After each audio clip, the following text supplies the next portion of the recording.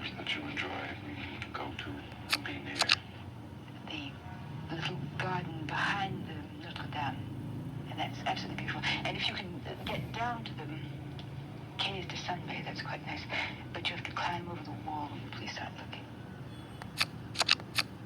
Among your friends and acquaintances, are there many other artists, writers, other No, I know very few writers, actually. Musicians?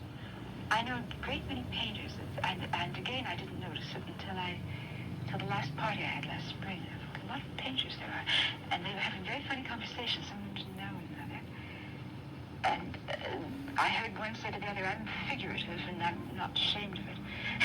The other one said, "Well, I'm figurative too, and I'm not ashamed of it." And then the other one said, "I drink fruit juice, and I'm not ashamed of it." This was in French. And the other one said, "I drink fruit juice because I've got a bad liver, and I'm proud of it. But I want to tell you that I used to drink so much vodka that I could have swum in it." You just want to make absolutely sure that... Have you always been interested in painting? My father was a painter. And that at a time in Canada when if you said your father was a painter, people would say, "Yes, what did he do?" Does he paint houses? Well, yes, does he paint houses? Does he paint signs? Does he... and even people who understood painting, they said, "Well, we're supposed to know." We'd say, "So what does he really do? When he goes to an office, what does he do?" Yes. And so, anyway, having had that as an atmosphere, his friends were very often painters. And although I wasn't brought up as children are now, to run around the parents' feet, so I was out of the way, but that atmosphere is very appealing to me, and I've always had more painter friends than writer friends or anything else.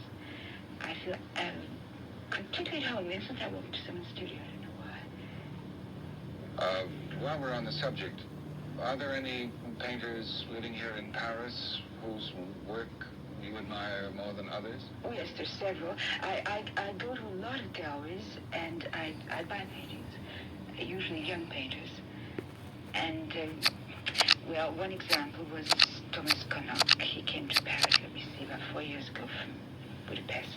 Where does he live here in Paris? Oh, he lives near La Cité, near Notre Dame, the 4th arrondissement. He was lucky enough to find a place he could work in. It's not a proper studio, but it's something that most painters, studios are very hard to come by. He did it himself, and he's done quite well as painters do. He has shows all over Europe. I think he had a show in America. Ah, Mary, bonjour, c'est très gentil que vous êtes venu. What kind of work is he most interested in these days? Oh, let me see, he's illustrated a book. He's done that. Livre de, comment dirais-je, poésie. What? Ou des poèmes. Comment il fait ça? Pardon. Comment il fait ça? Attends. C'est ça. Vous ne connaissez pas peut-être.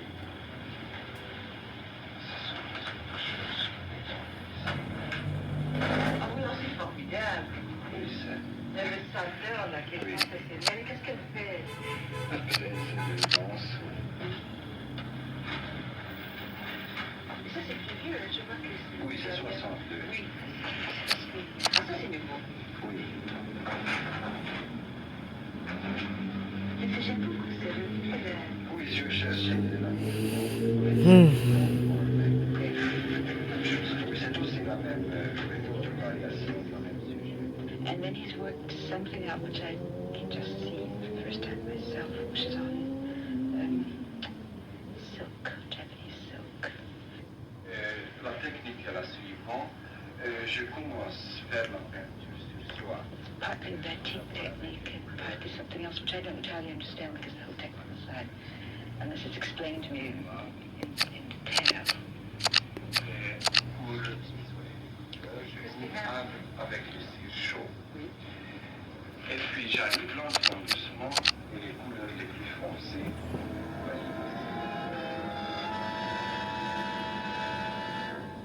Telescope returns to its illustrated conversation with Mavis Gallant, including a shopping excursion, Paris style, and the story of an experience that reflects some of our continuing conflicts here at home in just a moment.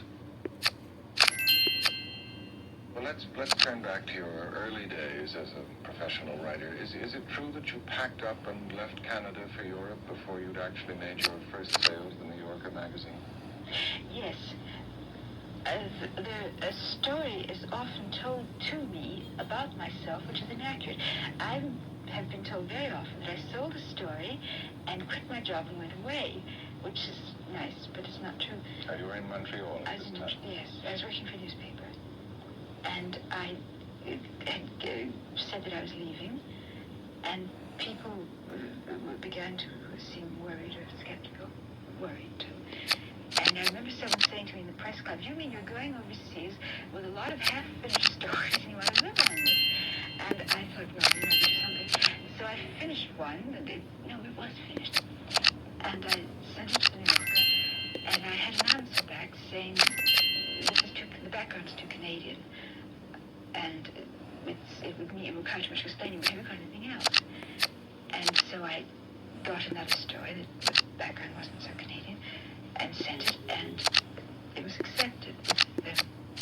I had to make some changes in it. It was too long or too short, I forgot what it was. And so I thought, well, this is fine, this is